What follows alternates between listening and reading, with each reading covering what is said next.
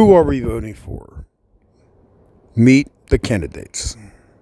Who Are We Voting For was created so we could understand who the candidates are and what they are about. This is not an endorsement for any candidate. This is for the voter to be more educated about who we're voting for.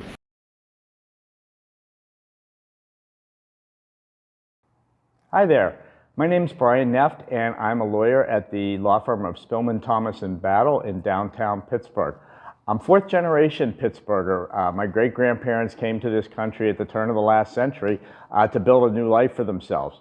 One of the things I love to talk about is my great-grandfather. He started a trucking company in Pittsburgh's Hill District with nothing more than a push cart and a blind horse.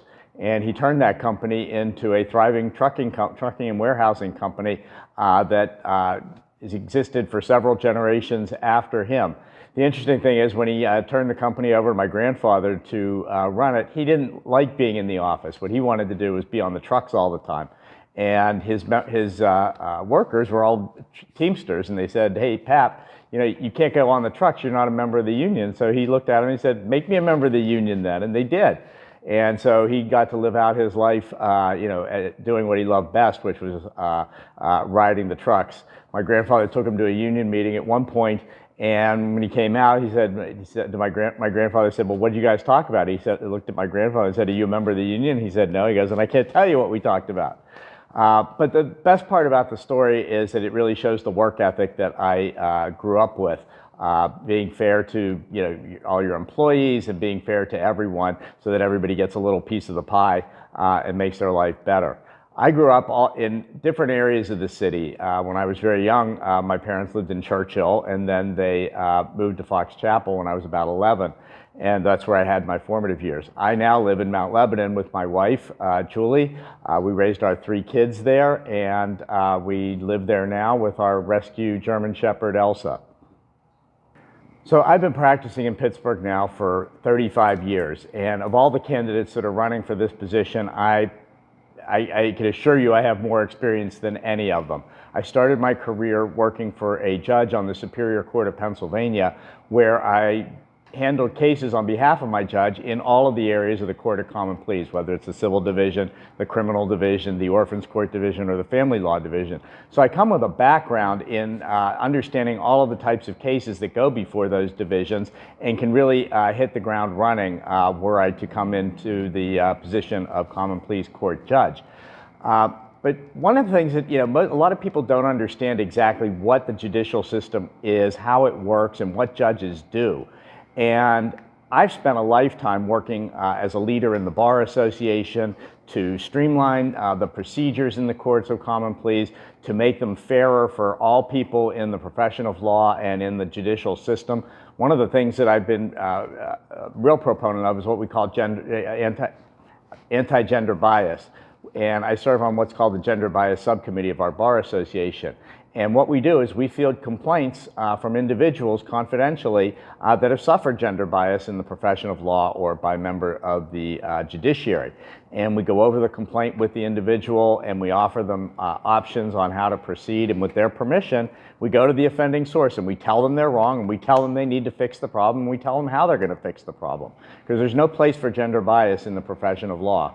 And we've done that not just with judges and practitioners in Allegheny County, but in other counties where our lawyers are involved. So I'm really proud of that effort. In addition, there are things that happen elsewhere in the profession, such as discipline of attorneys. And that's a priority of the Pennsylvania Supreme Court, to make sure that attorneys are properly disciplined when they violate the rules of professional conduct. And I'm very privileged that the Supreme Court of Pennsylvania entrusted me to serve on its disciplinary board. It's a lot of hard work, but it's so necessary to maintain the integrity of the legal profession. I'm also proud of the work that I did when the Supreme Court appointed me to its IOLTA board, which handles funding for legal service programs all across Pennsylvania for such agencies such as Neighborhood Legal Services or Women's Center and Shelter in Pittsburgh, among others. And I came onto that board during a time when revenues fell precipitously during the recession of 2008, and interest rates tanked. Interest rates being the prime source of revenue for legal aid programs. The revenue we had went from $14 million down to $3 million overnight. And we worked really hard with members of the General Assembly to find alternative sources of funding for legal aid programs to keep them sustained while interest rates were low. And we also worked to stretch every single dollar that was given out to legal aid programs to ensure that the maximum number of people that could be served were served. And so it was a really Herculean effort, and I'm really proud of that. We also started a program called the Loan Repayment Assistance Program for attorneys that work for legal aid programs.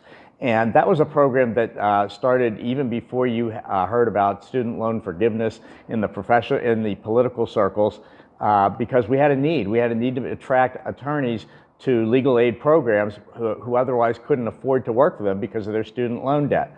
So we started this loan repayment assistance program, and the best part about the program is that it's funded exclusively by attorneys from out of state that want to come into Pennsylvania to practice on a case-by-case basis. They have to pay a fee, and those fees are aggregated to pay the student loans back of these talented attorneys that work for legal aid programs. So it's a real win-win. No tax dollars involved, and legal aid programs continue on with great attorneys.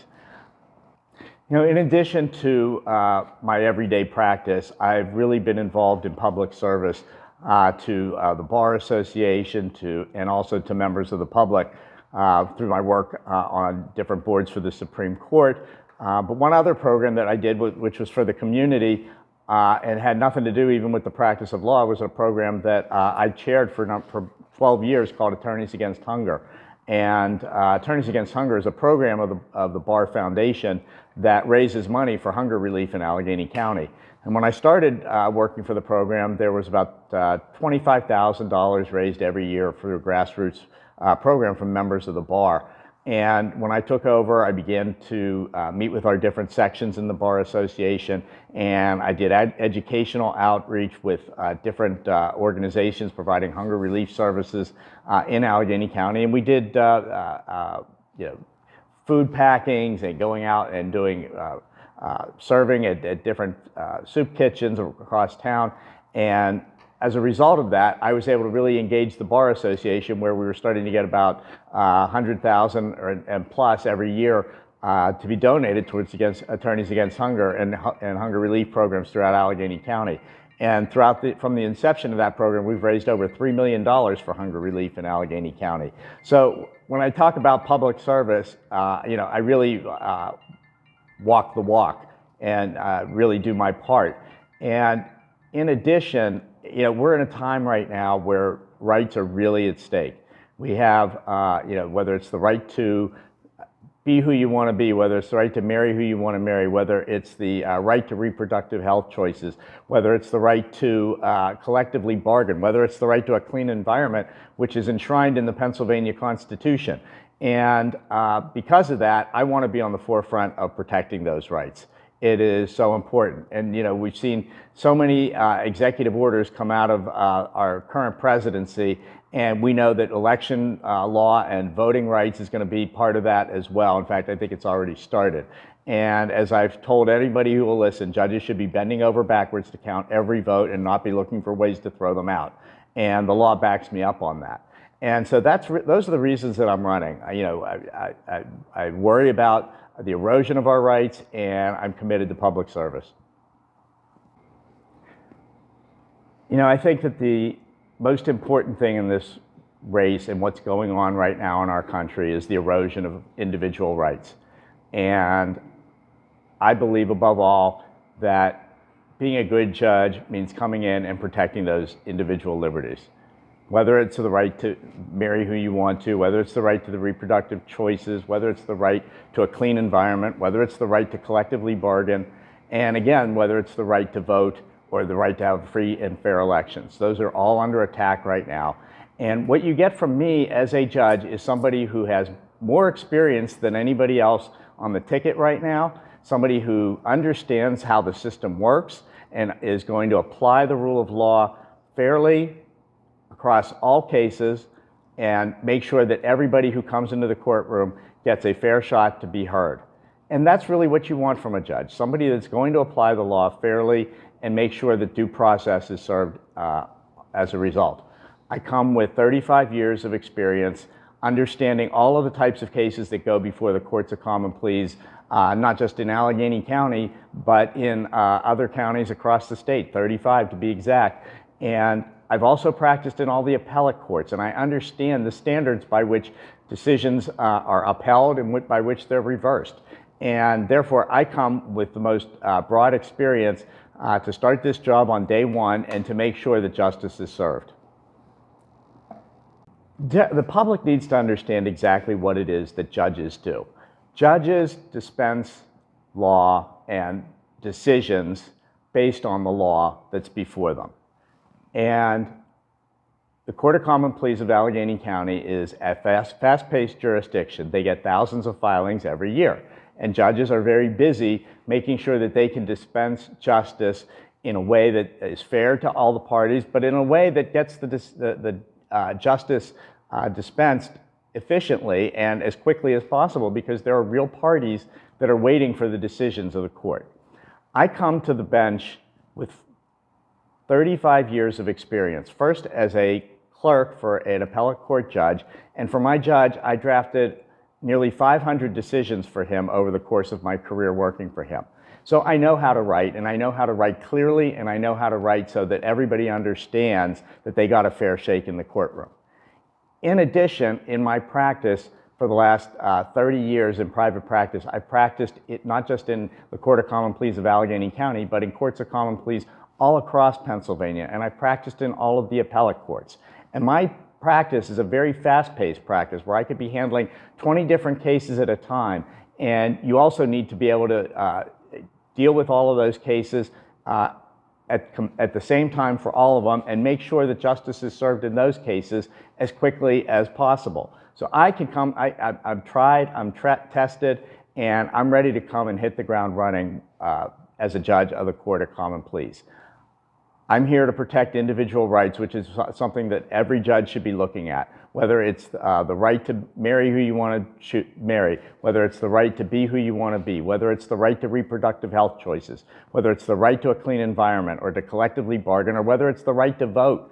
And those issues are all on the table. And you want a judge that shows everyone dignity and respect in the courtroom, but is going to be resolute in the face of any kind of political pressure or any other type of pressure to make the decision based on the rule of law and the facts of the case that are before the court, and not for any other reason. And that's what you get from me. My years of experience working for the Supreme Court of Pennsylvania on both its IOLTA board, dealing with legal aid funding, and the disciplinary board show that the Supreme Court of Pennsylvania entrusts me with very important matters to that court. And my integrity means everything to me. And I put that all on the line, and I ask for your vote on May 20th. I'm number 2 on the ballot, and mail-in ballots, I'm also number 2 on the ballot there. Thank you.